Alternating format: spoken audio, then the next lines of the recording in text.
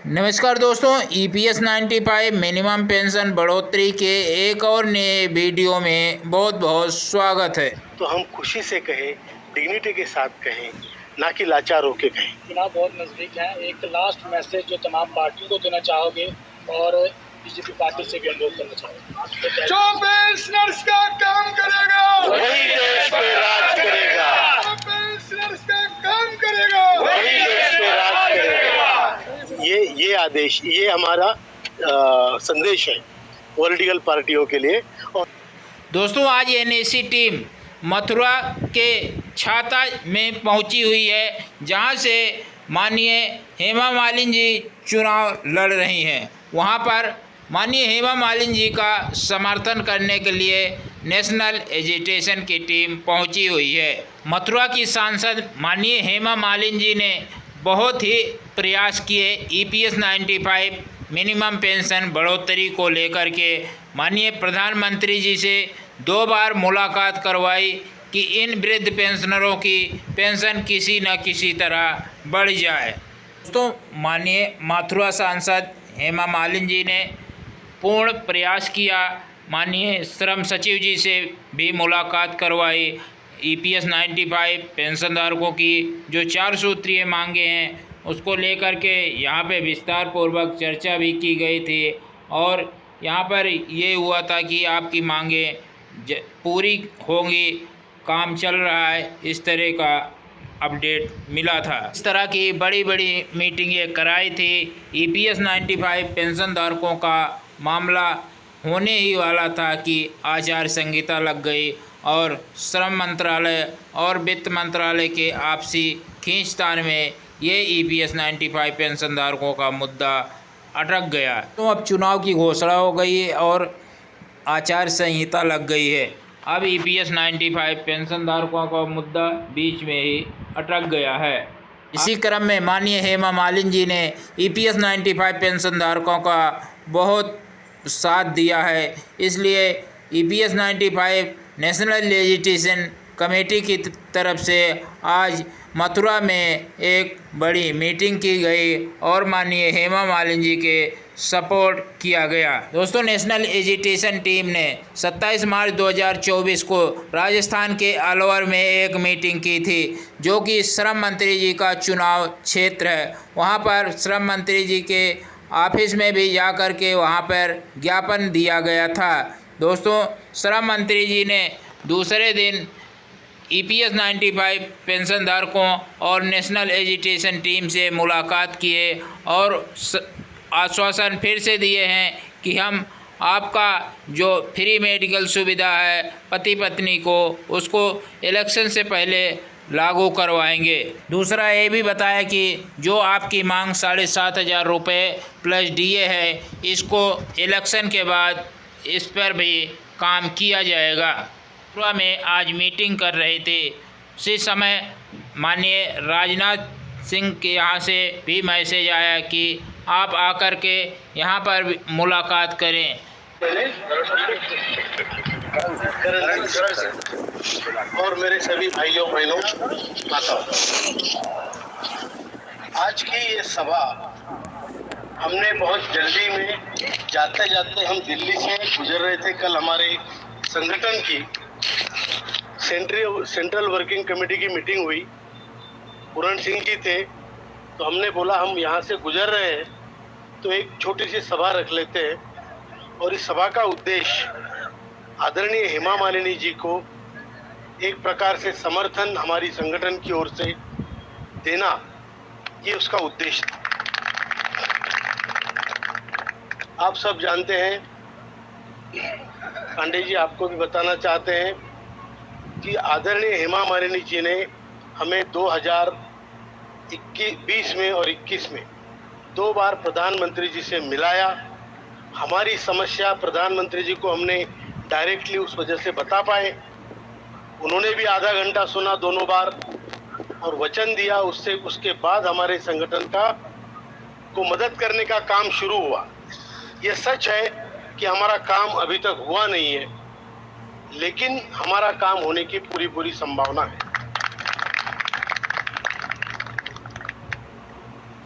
हमारी समस्या आपको शायद मालूम हो ना हो तो हमारे लोग बताएंगे।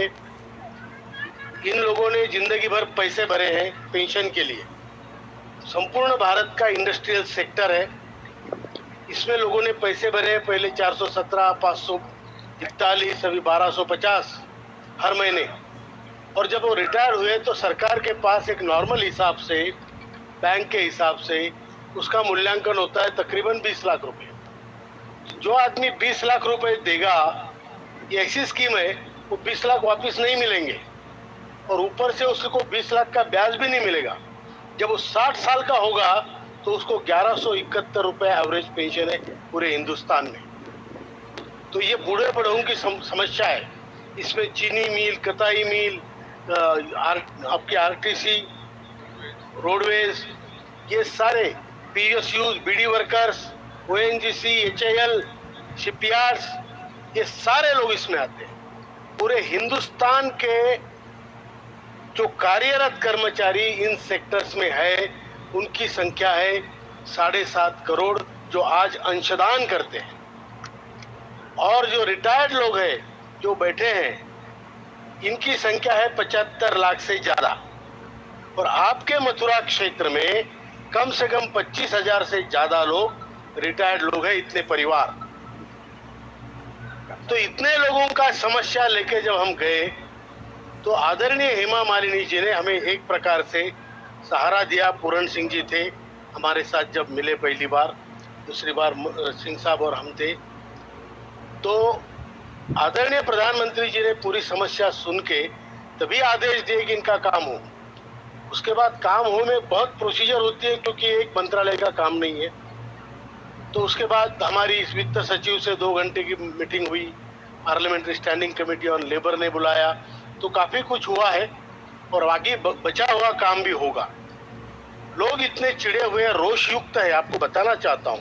हम आपके हितचिंतक हैं, हेमा जी के हितचिंतक हैं, और यहाँ इसीलिए आए हैं कि हम सब मिलके, आप किसी भी पार्टी विचार पक्ष के हो, हेमा जी को समर्थन करना है, मतलब करना है।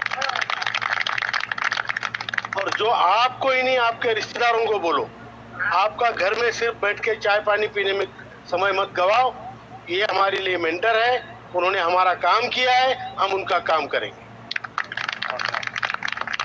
और यही संदेश देने के लिए हमने ये मीटिंग रखी है। आगे चल के मेरा अमर सिंह जी से मेरी बात हुई है। आगे चल के जब बड़ी मीटिंग होगी, हम फिर महाराष्ट्र से आएंगे, उसमें शिरकत करेंगे और उसमें हिस्सा लेके हम हेमा जी की समर्थन हमारी संगठन का पूरी तरह से उनको देंगे। अब परसों हमारे लोग कुछ अलवर में गए थे। अलवर में श्रम मंत्री भूपेंद्र यादव जी खड़े हैं, 100 लोग साहब भी थे, हमारे टनकपुर से आए हुए थे। इन्होंने गढ़वाल से, कुमाऊं से, उत्तराखंड से काफी लोग थे, बहनें थी।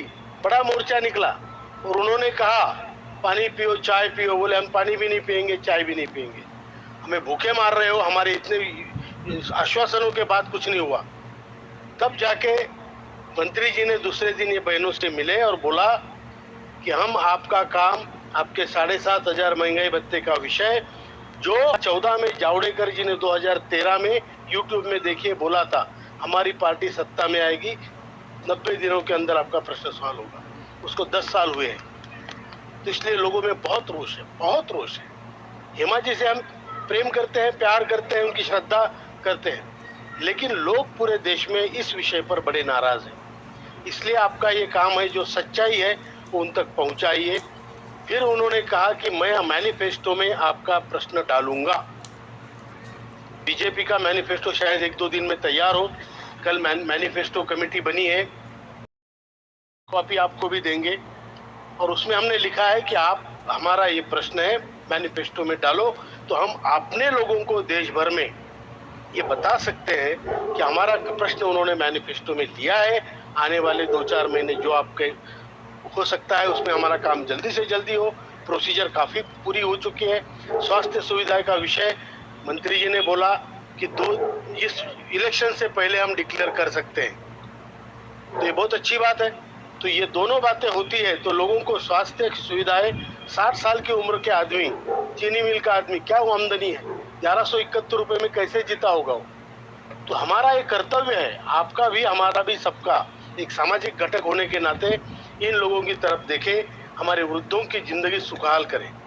मोदी जी ने बहुत बड़े काम किए हैं, बीजेपी ने बहुत बड़े काम किए हैं, हेमा जी तो हमारे बिल्कुल अपनी है, और इसमें मुझे बड़ा गर्व होता है कहने के लिए कि उन्होंने मुझे कहा था, अशोक जी मैं ये काम कर रही हूँ क्योंकि मेरे पिताजी भी ईपीएस में थे, बहुत कष्ट भोगे हैं हमने। तो उनका काम करने का, उनकी भावना अलग है। वो एक कलाकार है, पॉलिटिशियन से पहले भी एक मातृ हृदय रखती है, और इसीलिए हम चाहते हैं कि हमारी संगठन की ओर से जो उन्होंने हमें मदद की है उससे दुगनी मदद हम उनको करें। बाकी रही बात, हमारे लोग इतने चिढ़े हुए हैं कि जामनगर से हमारे विजय सिंह जाडेजा जी खड़े रह रहे हैं, सोलापुर से हमारी वैशाली बंसोड़े जी खड़ी रह रही है। ये लोगों का, और जीतने आने वाले कैंडिडेट है, जीतने वाले, और ये एनएसी की तरफ से खड़े हो रहे हैं, किसी पॉलिटिकल पार्टी की तरफ से नहीं। उनको ऑफर थी, वो बोले नो, हमारे संगठन की तरफ से खड़े होंगे। तो ये भी बात है, 58 लोगों की लिस्ट संगठन के पास आई हुई है जो खड़े होना चाहते हैं और जीत के आने की संभावना रखते हैं, लेकिन हमने अभी तक वो लिस्ट जारी नहीं की। मैनिफेस्टो बीजेपी के आने के बाद संगठन का देश भर का निर्णय होगा, लेकिन मथुरा का निर्णय आज हुआ है। मथुरा में हम आदरणीय हेमा मालिनी जी को संपूर्णतया समर्थन करते हैं,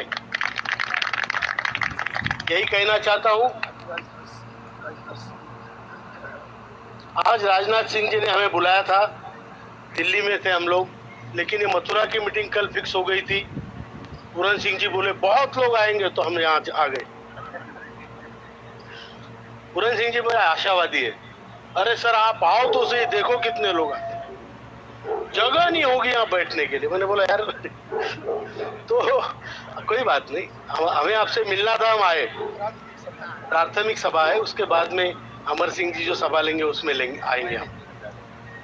हम समर्थन के लिए आए, और वहाँ पे राजनाथ सिंह जी ने बुलाया तो दूसरी जो पार्टी हमारे साथ थी, लखनऊ इधर के लोग आने वाले थे, उत्तर प्रदेश के हमारे अध्यक्ष आने वाले थे, तो उन सबको हमने राजनाथ सिंह जी की तरफ भेज दिया और हम यहाँ पे आए।